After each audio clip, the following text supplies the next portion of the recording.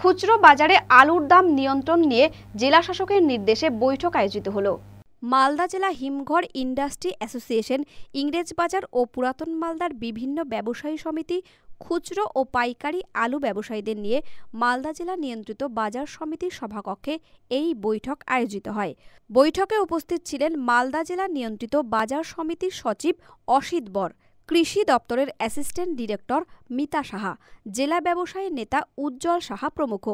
বৈঠকে পাইকারি বাজারে সরকার নির্ধারিত দামে আলু বিক্রি করার জন্য অনুরোধ করা হয় ব্যবসায়ীদের। সরকার তথা জেলা প্রশাসনের এই উদ্যোগকে সাধুবাদ জানিয়েছেন ব্যবসায়ীরা।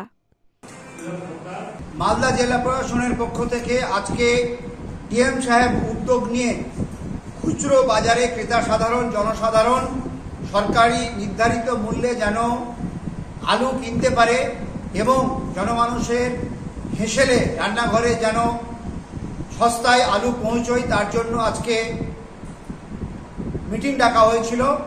জেলা প্রশাসনের পক্ষ থেকে সরকার নির্ধারিত যে রিটেল প্রাইস আছে সেই রিটেল প্রাইসে যেন আলু বিক্রি করা হয়, সেই জন্য আমাদের কোল্ড স্টোর ইন্ডাস্ট্রি এবং গেট প্রাইসের সঙ্গে যারা যুক্ত পটেটো হোলসেলার, পটেটো মার্চেন্ট এবং ইংরেজ বাজার এবং ওল্ড মালদা পৌরসভা এলাকার যে সমস্ত মার্কেট ব্যবসায়ী সমিতি আছে তাদের নিয়ে আলু রিটেল দাম নিয়ে আজকে বিস্তারিত আলোচনা হয়েছে, মিটিং হয়েছে, সিদ্ধান্ত হয়েছে কোনোভাবেই কোনো রিটেলার সরকারি নির্ধারিত আলুর দামের বাইরে যেন আলু বিক্রি না করে সে বিষয়ে প্রশাসনের পক্ষ থেকে নির্দেশিকা দেওয়া হয়েছে।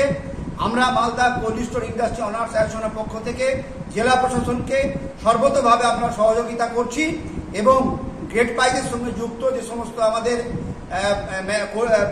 পটেটো মার্চেন্ট আছে, আলু হোলসেলার আছে, আলু ব্যবসায়ী আছে, তারাও কিন্তু সহযোগিতার হাত বাড়িয়ে দিয়েছে। আজকে পর্যন্ত সরকার নির্ধারিত প্রাইসে গ্রেড প্রাইসে আলু বেরোচ্ছে, কিন্তু আমরা লক্ষ্য করছি যে খুচরো বাজারে কিন্তু আলুর দাম কমছে না। সেটা নিয়ে জেলা প্রশাসনের পক্ষ থেকে আজকে উদ্যোগ গ্রহণ করে মিটিং হয়েছে। মালদা টুডে।